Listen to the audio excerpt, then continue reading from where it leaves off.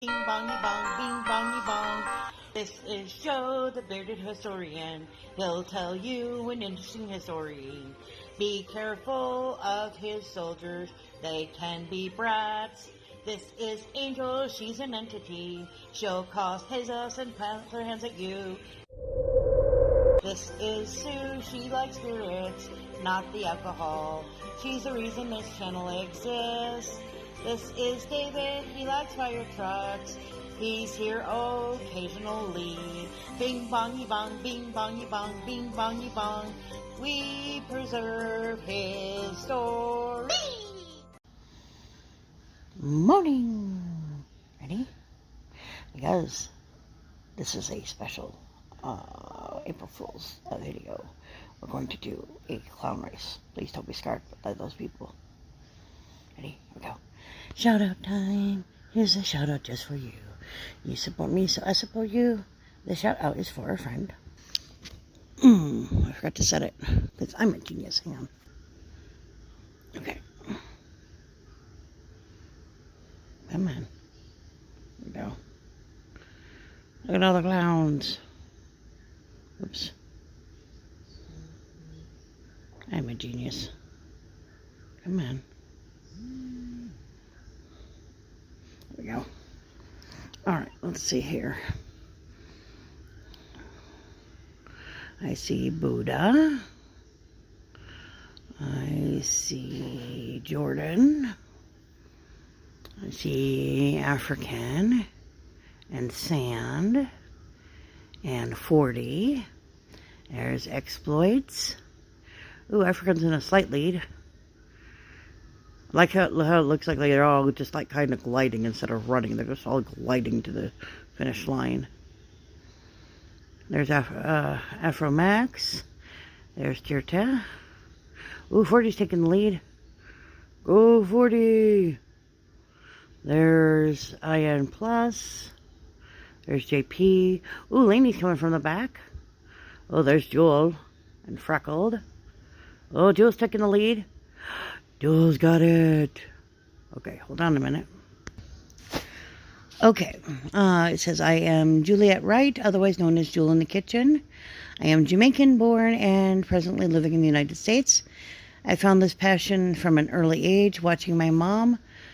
Took this passion and opened my first restaurant that operated 10 years in Mandeville, Jamaica, Wisconsin. Oh, that's a long name. I thought that was a state. Never mind. Wisconsin, you're weird. I cook a lot of Caribbean dishes for my family. However, living in the United States, I'm exposed to a variety of foods that I cook and add my own twist to. So if you're interested in cooking or different cultures of food or food cultures, something like that, check her out. Like, share, comment. Let her know we sent you by. Have a good day. All right, Mr. Joseph, what are you going to tell us? Well, since we're coming upon a certain time in the calendar, A day that shall always be remembered. March is almost done, but we need a day to celebrate the lighter things.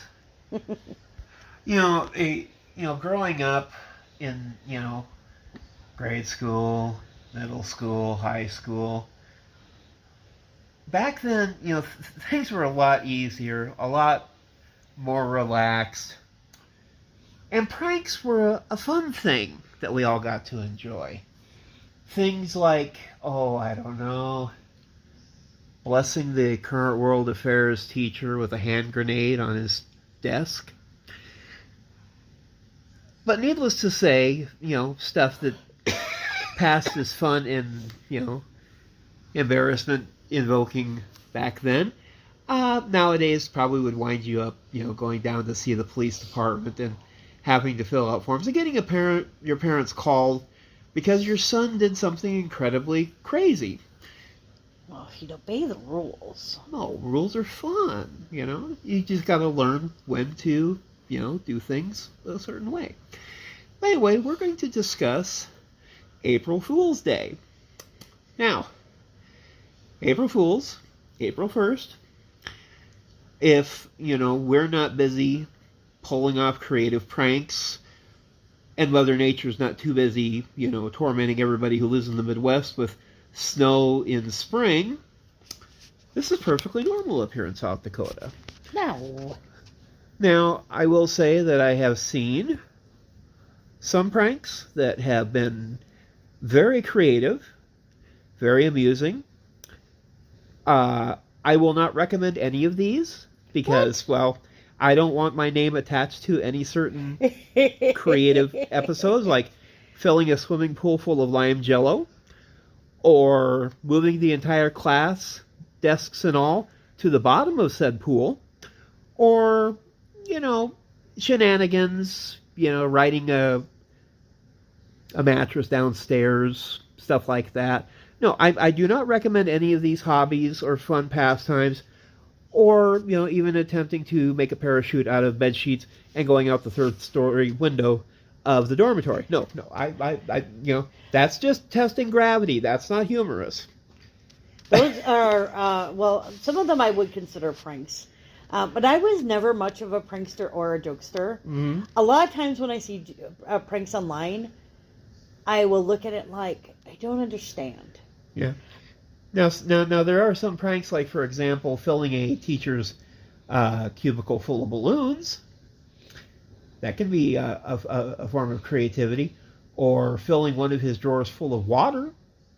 Depends on what is in said drawer. Right. Because, obviously you want to, have some modicum of, professionalism. Removing all the said important things like the you don't want to damage anything that's not replaceable or that's going to cost a lot to replace. Or, you can even take a fun look at some of the stuff that happened on The Office, like embedding somebody's stapler in a mold of Jell-O. Angel, one of her personal favorites. But sounds sticky. It's very sticky. But I everybody else wonder seems if to it worked enjoy it. afterwards. It is a great question. It would definitely be sticky.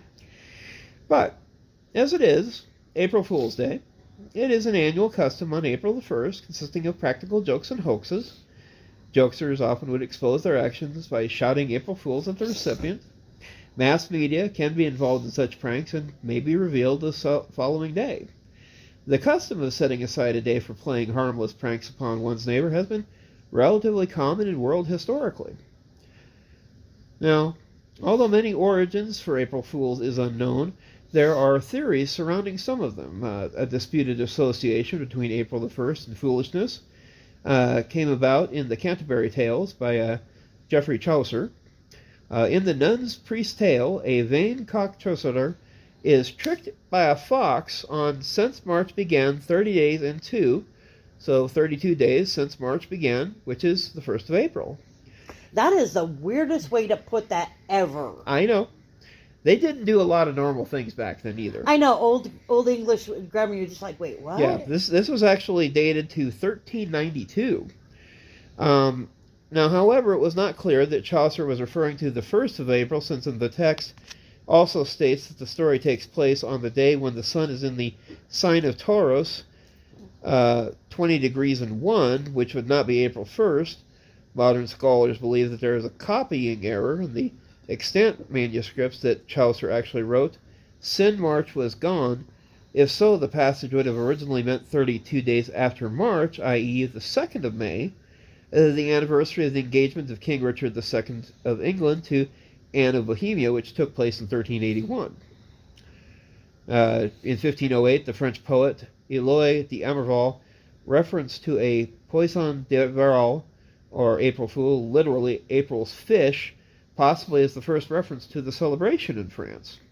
Some historians think that April Fools originated because, in the Middle Ages, New Year's Day was celebrated on March 25th in most of European towns, with a holiday that, in some areas of France, specifically ended on the 1st of April, and those who celebrated New Year's Eve on the 1st of January made fun of those who celebrated on other dates by the invention of April Fool's Day. The use of the 1st of January as a New Year's Day became common in France only in the mid-16th century, and that date was not adopted officially until 1564 by the Edict of Roussillon, as called for in the Council of Trent in 1563.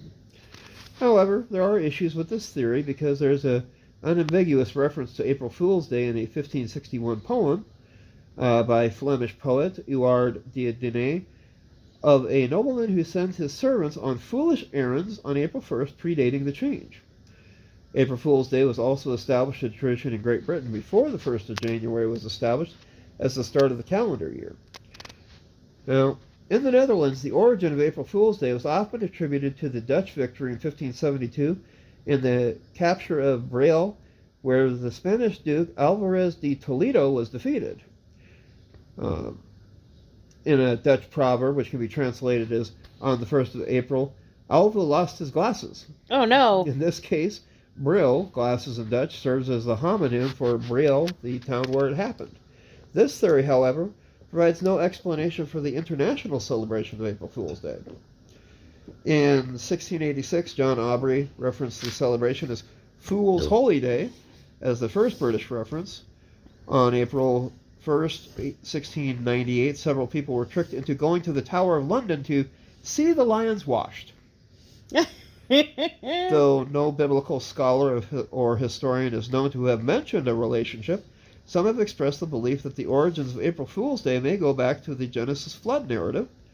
In a 1908 edition of the Harper's Weekly, cartoonist Bertha R. MacDonald wrote, "Authorities gravely back with it to the time of Noah and the Ark. The London Public Advertiser of March 1769 printed, 'The mistake of Noah sending the dove out of the ark before the water had abated on the first day of April, and to perpetuate the memory of this deliverance was thought proper. However, forgot to so remarkable a circumstance to punish them by sending them upon some sleeveless errand similar to that ineffectual message upon which the bird was sent by the patriarch.'" Now, some of the long-standing customs, these are just some beautiful items. In the UK, an April Fool prank is sometimes later revealed by shouting April Fool at the recipient, who becomes the April Fool. In one classic episode in 1980, the BBC announced that Big Ben's clock face was going digital. Now, whoever happened to touch the hands first could win the clock hands. How many people want to go run up Big Ben?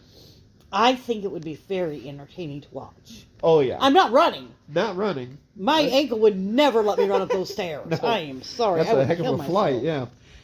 In a study in the 1950s, folklorists Iona and Peter Opie found that in the UK and in countries where traditions derived from the UK, this continues to be a practice, with the custom ceasing at noon, after which time it is no longer acceptable to play pranks.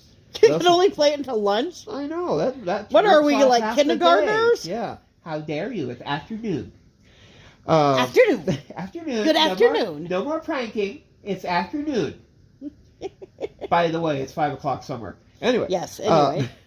Thus, the person playing the prank after midday is considered the April Fool themselves. Scotland, April Fool's Day was originally called Huntagwalk Day. This is a corruption of the Hunt the Gwack, gwack being the Scots term for a cuckoo or foolish person.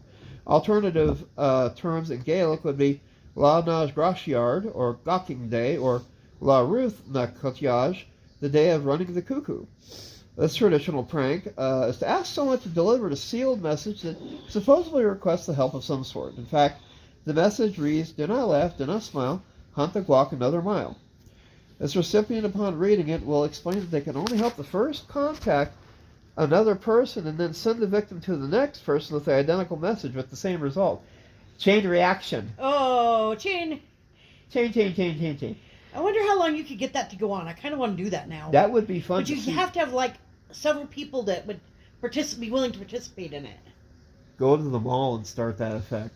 But you'd have to know people who knew the rules. True. Otherwise, they'd be like, what? Now, the one thing I will say, and this also stems off of the fun, when he was being sent to take care of, look for a part or something to that effect, military have a horrible sense of humor sometimes, especially with rookies. Like the private has to go find a can of jet wash or a length of flight line, or for the Jeep, a can of blinker fluid. I like the blinker fluid, though. Oh, they have some beautiful ones, Now, in England, a fool is known by a few different names around the country, including noodle, gob, gobby, or noddy. Nutty. Noddy. Now, in Ireland, it was traditional to entrust the victim with an important letter to give to the named person. That person would read the letter, then ask the victim to take it to someone else, and so on. The letter would be open and contains the words, "Send the fool further." Now, Italy, France, Belgium, and French-speaking areas, in Ireland, French, Belgium, places like Switzerland and Canada, the April 1st tradition is often known as April Fish. Fish. Due to the translation issues. Also, Peste du Perle in Italian, possible pranks, including attempting to attach a paper fish to the victim's back without being noticed.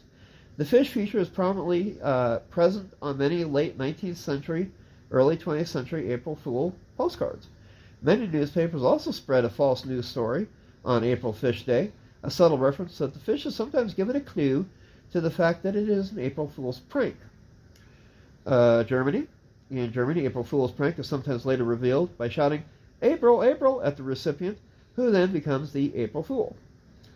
Nordic countries, the Danes, the Finns, the Icelanders, Norwegians, and Swedes celebrate April Fool's Day. Most media outlets will publish exactly one false story on April 1st. Newspapers, this will typically be a first-page article, but not the top headline. Now, another interesting item that does serve me from memory. Usually on Sundays, everybody would have a comics section in the paper. Yes. Everybody looked forward to it every Sunday. Bright colored pages. One April Fool's Day, they actually had the writers for almost every comic switched places. The guy that would do Charlie Brown, Charles Schultz, wound up doing Calvin and Hobbes. Calvin and Hobbes, I think, wound up doing Hagar. Everybody just swapped places. It was hilarious. Because some of them actually did a really good job trying to draw. Fun. Yeah, it was cool. That would have been cool. Yep. Now in Poland, Prima April, 1st April in Latin, is a day of pranks in a centuries-long tradition. It's a day when many pranks are played. Sometimes very sophisticated hoaxes are prepared by people. Media, which often cooperate to make the information more credible, and even public institutions. Serious activities are usually avoided. Every word said on 1st of April could be untrue. The conviction for this is so strong that Polish anti-Turkish alliance with Leopold I, signed on the 1st of April 1683, was backdated to March 31st. However, for some reason, Poland Prima April ends at noon on April 1st, and Prima April jokes after that hour are considered inappropriate and not classy. Ooh, how dare you? How dare you? Ukraine. April Fool's Day is widely celebrated in Odessa and has a special local name, Humarina. This holiday arose in 1973. The April Fool's prank is revealed by saying, loosely translated, 1st of April, I trust nobody, to the recipient. Nobody. Festival includes a large parade at the city center, free concerts, street fairs, and performances. Festival participants dress up in a variety of costumes and walk around the city fooling around and pranking passerbys. One of the traditions of April Fool's Day is to dress up the main city monument in funny clothes. Humarina even has its own logo, a cheerful sailor in a lifebelt, whose author was the artist Arcade Tyson. During the festival, special souvenirs bearing the logo are printed and sold everywhere. Since 2010, April Fool's Day celebrations included an international clown festival and celebrated as one. In 2019, the festival was dedicated to the 100th anniversary of the Odessa Film Studio, and all events were held with an emphasis on cinema. In many Spanish-speaking countries and the Philippines, Dia de los Santos Inocentes, Holy Innocents' Day, is a festivity which is very similar to April Fool's Day, but is celebrated in late December, usually the 27th, 20th, or 29th, depending on the location. Turkey also has its own custom of April Fool's pranks. Pranks and jokes are usually verbal and revealed by shouting, Bir Nisan, April 1st. In Iran, it is called Duro-e-Sizdah, Lie of 13, and people in the media prank on the 13th Favarin, which is the equivalent of April the 1st. It is a tradition that takes place 13 days after the Persian New Year, Nowruz. On this day, people go out and leave their houses and have fun outside, mostly in the natural parks.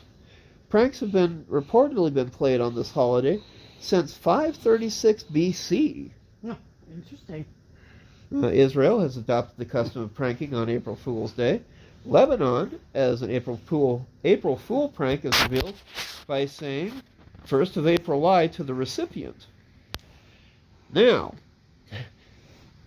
an April Fool's prank in Boston's public gardens, warning people not to photograph sculptures as light emitted will erode the sculptures. Yeah. Okay, you have to be very, I don't want to say stupid, but unlimited in your knowledge of photography and statues to believe that one. Yeah. Now, we'll break this down a little bit more. This is actually the list that they have of April Fool's Day's jokes. For those of you who are truly bored, study up, because some of these may be coming back to haunt you. In 1708, satirist Jonathan Swift issued a almanac titled Predictions of the Year of 1708 by the pseudonym Isaac Bickerstaff, in which he predicted the death of astrologer John Partridge on March 29th of that year. In January 1749, London newspapers published that a showman would squeeze his entire body into a wine bottle at the Theatre Royal Haymarket. However, the story was a bet between Duke of Portland and the Earl of Chesterfield, in which the former wanted to fool the public who filled the house, but no performer ever showed up, which eventually led to riots. Oops. Oops. In 1956, a rhinoceros called Chacarero, Portuguese for rubbish, won a city council seat in São Paulo, Brazil, with 100,000 votes. Well, he's probably better than some of the politicians we have. Yeah, it says, due to a campaign led by students who are tired of city's mismanagement. That's brilliant. Very. Maybe we should nominate an animal. For a rhino, yeah. Can't do a rhinoceros. We don't have any up here. Yeah. What do you need to an animal? Jackalope. There you go. Television. Spaghetti trees. The BBC television program Panorama ran a hoax in 1957 purporting to show the Swiss harvesting spaghetti from trees.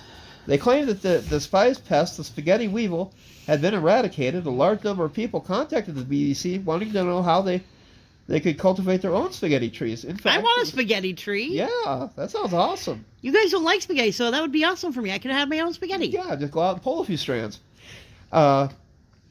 It was, in fact, partially filmed at St. Albans. The editor of Panorama at the time, Michael Peacock, if he doesn't have stock in the company, I don't know what's wrong, told the BBC in 2014 that he gave DeJagger a budget of £100. Peacock said the respected Panorama anchorman, Richard Demerly, knew that they were using his authoritativeness to make the joke work. He said Dimbleby loved the idea and went at it with relish. Decades later, CNN called the broadcast the biggest hoax that any reputable news establishment ever pulled off. That's nice. That's impressive. Yeah. 1962, Swedish National Television broadcast a 5-minute special on how one could get color TV by placing a nylon stocking in front of the TV. I mean, I guess it technically is adding color. It is adding color. A rather in-depth description of the physics behind the phenomenon was included. Thousands of people tried it. Smell-o-vision in 1965. That is going to be a thing someday. Someday.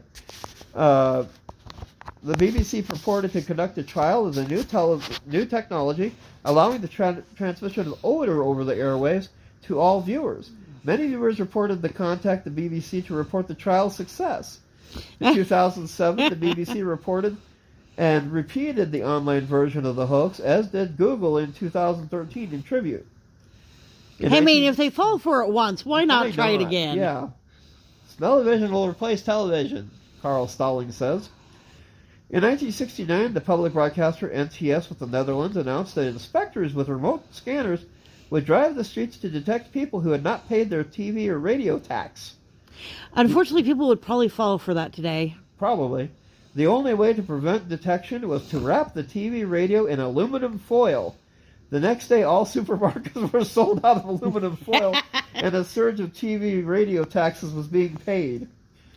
Well, we don't have antennas anymore, so that wouldn't work. No. Great Blue Hill eruption prank. On April 1st, 1980, Boston television station WNAC-TV aired a fake news bulletin at the end of the 6 o'clock news, which reported the Great Blue Hill in Milton, Massachusetts was erupting. Oh, no. The prank resulted in a panic in Oh, Milton, where some residents began to flee their homes. The executive producer of the 6 o'clock not news, a good choice. Homer Silly, was fired by the station for his failure to exercise good news judgment for violating the FCC rules about showing stock footage without identifying it as such. Not a good choice.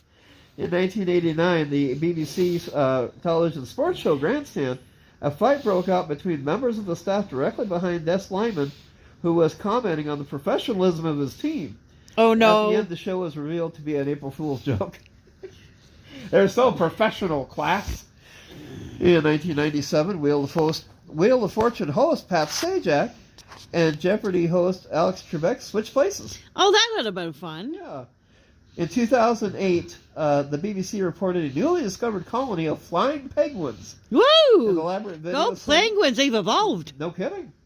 An elaborate video segment was even produced featuring Terry Jones walking with the penguins in Antarctica and following their flight to the Amazon rainforest. Oh no. Well, maybe they wanted to take a vacation to someplace warmer. Exactly. Netflix April Fool jokes include over-detailing categories of films, adding original programming made up entirely of food cooking. Mm. In 2022, American late-night talk shows hosts Jimmy Kimmel and Jimmy Fallon swapped appearances, with That Fallon makes sense. taking care of Jimmy Kimmel Live and Kimmel hosting The Tonight Show with Jimmy Fallon. The production teams were simultaneously broadcasting in Los Angeles and New York City, and the two shows were shown in direct competition, both airing weekdays at, it would be 9:35 p.m. our time. The feature shows had a mutual satellite interview between Kimmel and Fallon's episode of Jimmy's Kimmel Live furthered the April Fool's Day theme with Justin Timberlake appearing on the exaggerated character of Matt Damon. A pre-taped segment between Fallon and Kimmel showed the two calling retired television host David Letterman an homage to Letterman's running joke referring to the two hosts collectively as the Jimmies. The Jimmies. Now, radio programs. 1963, the BBC radio program Desert Island Discs featured a spoof theatrical manager, Sir Harry Whitlock. Jovian Plutonian gravitational effect in 1976, British astronomer Sir Patrick Moore told listeners of the BBC Two radio that unique alignment of two planets would result in an upward gravitational pull, making people lighter at precisely 9:47 a.m. that day. Cool. He invited the audience to jump in the air and experience a strange floating sensation. Dozens of listeners phoned in to say the experiment had worked. Among them a woman who said that she and her 11 friends were wafted from their chairs and orbited gently around the room. In 1988, Capital Radio in London gave all their breakfast show time checks 1 hour early, panicking listeners who needed to get up from work. Oh, that's just mean. The following year, when April 1st fell on a Saturday, they broadcast the usual weekday program.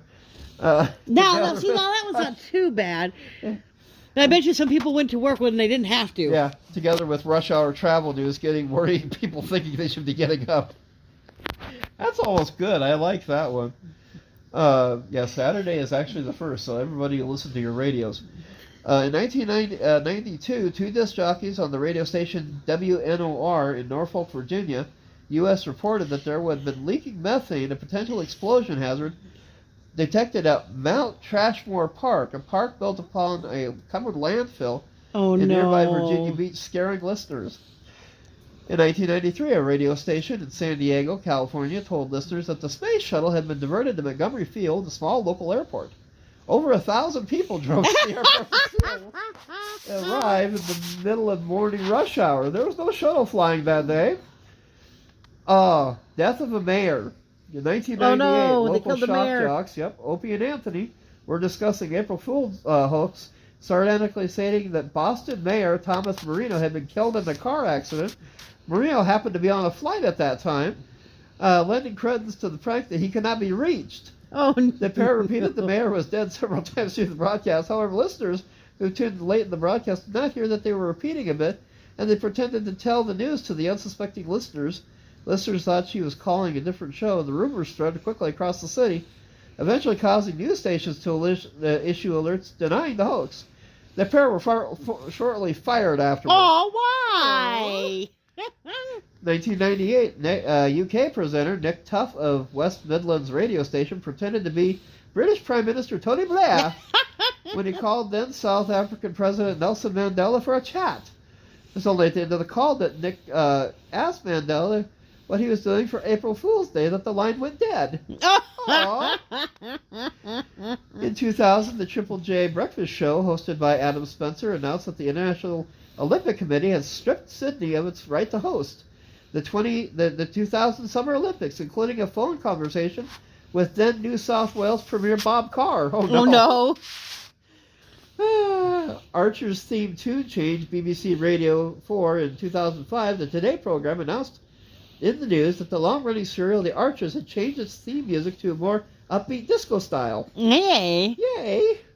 National Public Radio in the United States, the representative producers of the Morning Edition, or All Things Considered, annually included a fictional news story. These usually start off more or less reasonably and get more and more unusual. An example, in 2006 story of the iBod, a portable body control device. In 2008, it reported the IRS, to assure rebate checks were actually spent, were shipping consumer products instead of checks. It also ran the false sponsor mentions, such as support for NPR comes from the Soylent Corporation, manufacturing protein-rich food products in a variety of colors. Soylent Green is people. Oh, that's beautiful. I like that one. Canadian $3 coin. In 2008, the CBC radio program As It Happens interviewed a Royal Canadian Mint spokesman who broke the news of a plan to replace the Canadian $5 bill with a $3 coin. The coin was... Oh, the corn collectors were mad. I bet. Coin was dubbed the Threeny, in line with the nicknames for the country's $1 coin, the Loonie, and the $2 coin, the Toonie. Country to Metal. Country Gospel WIXE in Monroe, North Carolina, does a prank every year. In 2009, midday host Bob Rogers announced he was changing the show to heavy metal. This was numerous phone calls about half of the listeners wanting to request a song. Oh, well, at least they know somebody wants it. Yes, yes. U2 live in the rooftop in Cork. In 2009, hundreds of U2 fans were duped into an elaborate prank when they rushed to the shopping center in Cork, believing the band were playing a surprise rooftop concert. The prank was organized by a Cork radio station, Red FM. The band was a tribute band called Utopia. Well, they kind of were playing. Yeah. Next up was the newspapers and magazines, because, you know, TV and radio can't have all the fun. The German newspaper Berliner Tagblatt reported in 1905 that thieves had funneled beneath the United States federal treasury and stolen all the silver and gold. That would be a heck of a tunneling job. That would be. In 1906, the Chicago Tribune and several other newspapers printed an elaborate 2-page feature article detailing the recent invasion of Chicago by hordes of prehistoric monsters. Ooh, Jensen's been about. Yes. Illustrated with series of doctored photographs purporting to show Tyrannosaurus, Diplodocus, and other dinosaurs wreaking havoc throughout the metropolis. In 1965, the covers of the rival Belgian comic magazines, Tintin and Spirou, were redesigned to make Tintin cover look like Spirou and vice versa, complete with restyled logos and layout. The joke was thought up by the Spirou editor, Vian Delporte, in collaboration with Tintin's editors. Scientific American columnist Martin Gardner wrote in an April 1975 article that MIT had invented a new chess computer that predicted pawn to queen rook 4 is always the best opening move. That's mental. The Guardian newspaper in the United Kingdom on April Fool's Day 1977, a fictional mid-ocean state of sans serif was created in a 7-page supplement. Oops. I want to look that one up. The Associated Press were fooled in 1983 when Joseph Boskin, a professor of history at Boston University, provided an alternative explanation for the origins of April Fool's Day. He claimed to have traced the practice to Constantine's period, which a group of court jesters jokingly told the emperor that jesters could do a better job of running the empire, and the amused emperor nominated a jester, Kugel, to be king for a day. Boskin related how the jester passed an edict calling for absurdity on that day, and the custom became an annual event. Boskin explained that the jester's role of being able to put serious matters into perspective with humor. An Associated Press article brought this alternative explanation to the public's attention in the newspaper, not knowing that Boskin had invented the entire story as an April Fool's joke. We're not made aware of this until some weeks later. That's beautiful. Somebody needs to check their sources. Yes. Now, this one I've actually read, and it is beautiful. If you ever get a chance, look it up.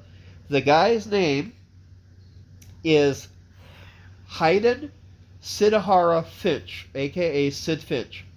In the 1985 issue of Sports Illustrated, dated April 1st, featured a story by George Plimpton on a baseball player, the New York Mets pitching prospect who could throw a baseball 168 miles per hour. He had the number of eccentric quirks, such as playing with one bare foot and one hiking boot.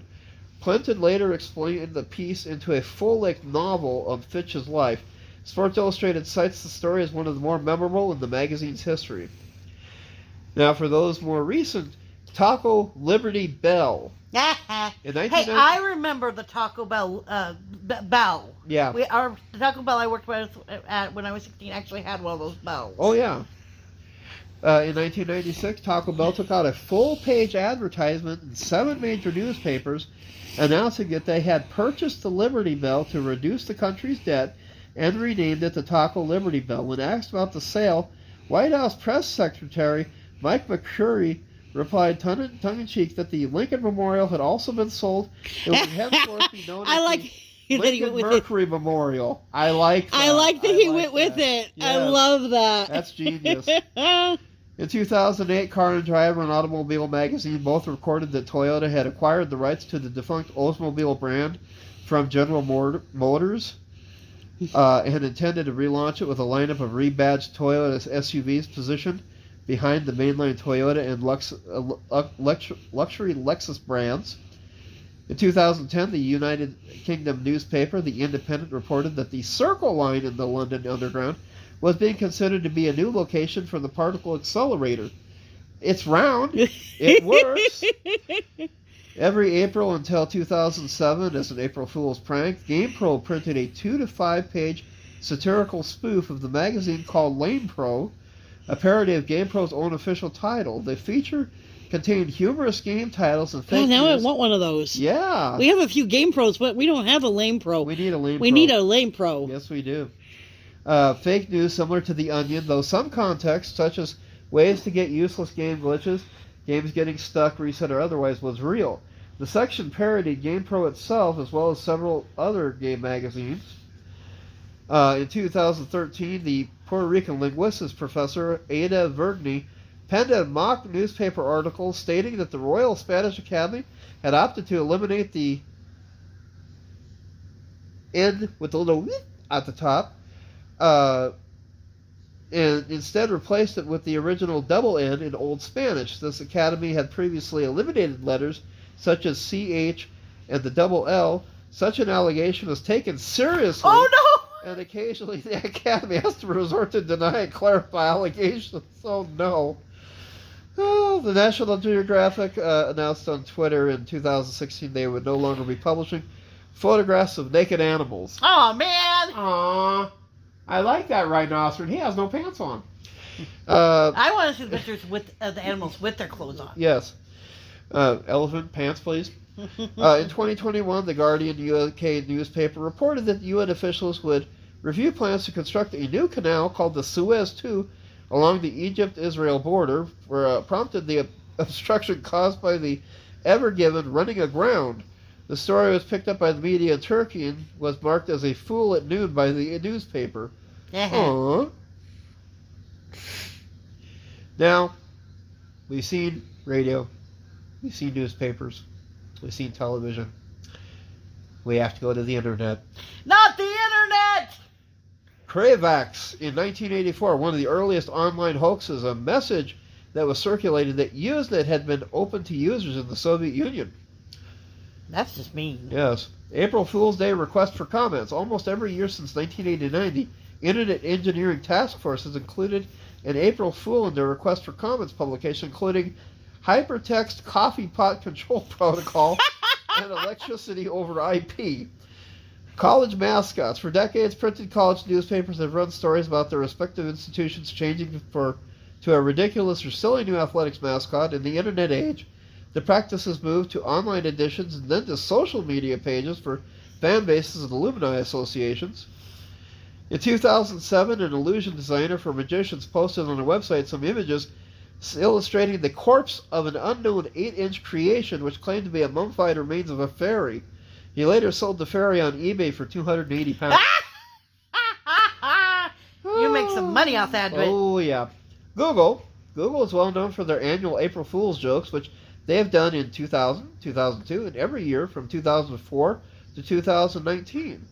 The jokes went on hiatus starting in 2020 because of the ongoing COVID pandemic. I can understand why you wouldn't want to do a prank in that year. Yeah. Bing.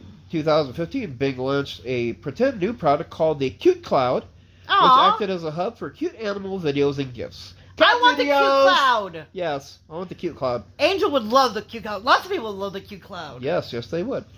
Texas Comptroller of Public Accounts in 2016, Comptroller Glenn Hagar sent a message on Twitter that Texas would issue its own currency for the first time since 1845. Go, Texas! Hotelicopter.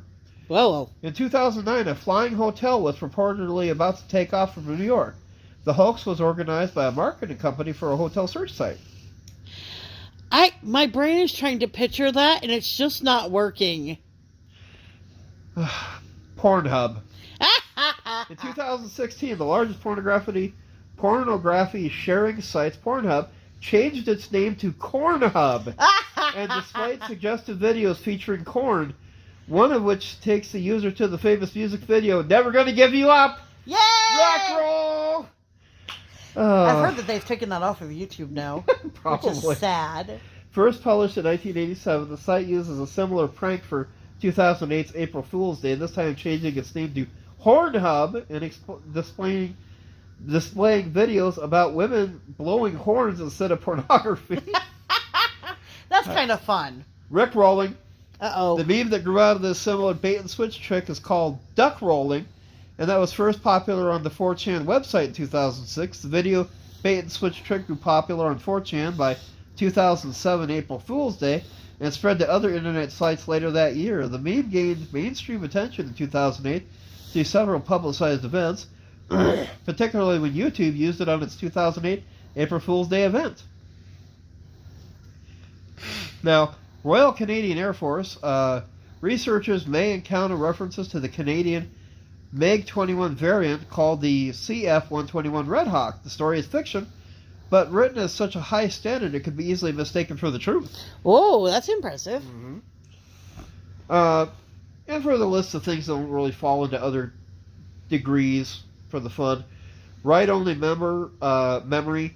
Syngetics advertised write-only memory ICs in their data books in 1972 through 1970s. Decimal time, repeated several times in various countries. The hoax involves claiming that the time system will be changed to one in which units of time are based on the powers of 10. Oh, wow. That would be bad. freaky. 2014, King's College Cambridge released a YouTube video detailing their decision to discontinue the use of trebles, boy sopranos, and instead using grown men who have inhaled helium gas. Yes! I can sing! 2021, British Superbike Championship released an announcement that Brands Hatch would be covered in dirt for his June meeting. The prank was supposed to be was posted 3 days after NASCAR Cup Series, in which the 2007 to 2013 playoff system forms, the fundamentals of Superbike 6x6 rider playoff format, participated in a legitimate championship round at the Bristol Motor Speedway, and that circuit race was covered for dirt for the Food City 250 and supported by Pinty's 150 for the Camping World Truck Series. Everybody get dirty. Interesting. In 2022, last year, as part of the United States Semi-Quincentennial Vision 2026 redevelopment project, that's a mouthful, OFC Realty, a Philadelphia-based reality brokerage firm, published a mock article stating the planned construction of the 250 tower right in the heart of the old city. The building would be funded through a joint venture by the city government and several of the largest businesses in town, including Comcast, Independence Blue Cross, Petco, Aramark, along with the William Penn Foundation, of which OFC is considered. Crucially, the involvement of the heavy hitter businesses plus big donor money means only a fraction of the cost will be covered by city funds. The 250 Tower, a play on the pronunciation of semi-quincentennial brand, would be located at the underused flat area north of Independence Hall, rising to 1,776 feet, equaling the One World Trade Center as the tallest building in the United States and the Western Hemisphere. The building, designed to be essentially a supersized and ultra-patriotic interpretation of the Washington Monument, would stand in the same as distance from the aforementioned historic civic building and would be inaugurated through June 4th, 2026. Wow. That's crazy. Now, going back to our joy of some of these original Fool and fun things that have happened, looking at customs, all the way around the world. Obviously, if you have a sense of humor, things can be a lot of fun. A common prank, carefully remove the cream from an Oreo, replace it with toothpaste. Done. I've seen that one. Yeah, or some people sometimes will do things like replace an object with another object that looks something similar but tastes different, like replacing sugar with salt, vanilla frosting with sour cream, as well as playing pranks on one another. Elaborate pranks have appeared, like we were mentioning, radio, television stations, 1957, about the spaghetti trees. Now, there are other days in the calendar, and some of these I've never even heard of, which is kind of interesting. December the 28th is considered a equivalent day in Spanish and Hispanic America. It's also the Christian day of celebration for the Day of the Holy Innocents. The Christian celebration is a religious holiday in its own right, but the tradition of pranks is not, though the latter is observed yearly. In some of the Hispanic America, it is a prank is played, the cry is made, "You innocent little dove, let yourself be fooled," not to be confused with some other meaning of palomito, which means popcorn in some dialects. In Argentina, the prank says, roughly translated as advice not to be as gullible as the victim of the prank. In Spain, it is common to just say innocent or gullible. In Colombia, the term is pasala por inocentes, which roughly means let it go, today is Innocents' Day. In Belgium, this day is known as the Day of the Innocent Children, or Day of the Stupid Children. It's used when parents, grandparents, and teachers will fool the children in some way, but the celebration of the day has died out in favor of April Fool's Day. Nevertheless, on the Spanish island of Manarica, Dia del Nagar, Fooling Day is celebrated on April 1st because Manarica was a British possession during the part of the 18th century. In Brazil, Dia de Mentira, Day of the Lie, is also celebrated on the 1st of April due to the Portuguese influence. Day of the lie. The Day of the Lie. It's not as much fun as April Fool's. Yeah. Interestingly enough, depending on what certain people believe, jokes, hoaxes, pranks, and good old belly laughs bring all the benefits of laughter, including stress relief and reducing strain on the heart. There are many best of April Fool Days lists which are compiled in order to showcase the best examples. Various April Fool's campaigns have been praised for the innovation, creativity, writing, and general effort. Negative views describe April Fool's hoaxes as creepy and manipulative, rude, and a bit nasty. And being they can be, it just depends on how you do it. Yeah, there are a lot of pranks that I feel cross the line, but if everybody enjoys it, there's no harm. Right. This says that as well as based on chef and fruit and deceit, the genuine news of genuine important order of warning is issued on April Fool's Day. There is a risk that may be misinterpreted as a joke or elaborated. For example, when Google, known to play April Fool's Day's hoaxes, announced the launch of Gmail with a 1 gigabyte inbox in 2004. They did it on April 1st. They should have known better. That's their own fault. They should have known better. You don't do serious media on April Fool's Day. No. Many dismiss it as a joke outright. On the other hand, sometimes stories intended as jokes can be taken seriously. Either way, there can be adverse effects such as confusion, misinformation, waste of resources, especially when the hoax considered people in danger and even legal and commercial consequences.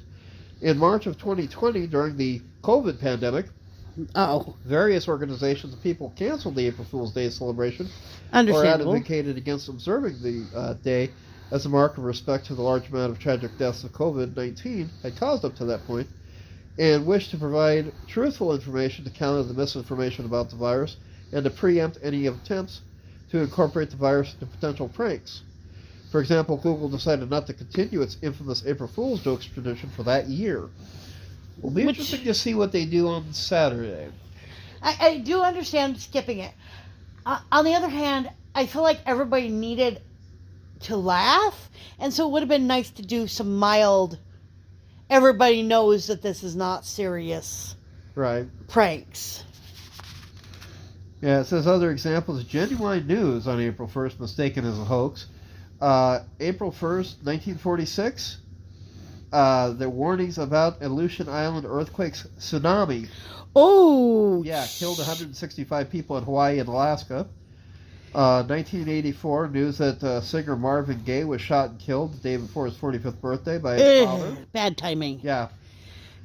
And what's crazy is that several people close to Gaye, such as fellow singer Smokey Robinson, Jermaine Jackson, the brother of Michael Jackson, didn't believe the news initially and had to phone call other people who knew Gaye to confirm the news. Understandable. Yeah. Selena, the musical singer, was shot and killed by a former president of her fan club on the 31st of March. When the radio station broke the news, many people accused the staff of lying because the next day was April Fool's Day. That seems like it's people being too picky. Right. Because if it's not officially April Fool's Day, the chances of somebody doing a prank are very slim, especially an official source. Right. The thing about Gmail announced to the public in 2004. That's still their own fault. Yeah, that was just bad timing. News that comedian Mitch Hedberg had died on the 29th of March 2005. I have no idea who that is. Why did they not announce it for like 3 days? 2 days. Yeah, I don't know. In 2005, announcement that the Powerpuff Girls Z by Aniplex Cartoon Network and Toy Animation. The TV show is an anime adaptation of the cartoon Powerpuff Girls, and the idea was that the cartoon would get turned into an anime. Was considered very outlandish in 2005, and this is the first time it happened. 2008, announcement that the nation-state's government simulation browser Why game. would you announce anything on that day? No kidding. I take that whole day off for the news department. I'm sorry. You know what day it is. You know people are going to be suspicious. I mean, I understand the death stories because those have to be reported as soon as possible. Right. Those make no sense. But these other ones, you know what day it is. Now, here's one that I'm like, I know that some people probably were going crazy. 2009, April 1st, announcement that the long-running soap opera Guiding Light was being canceled.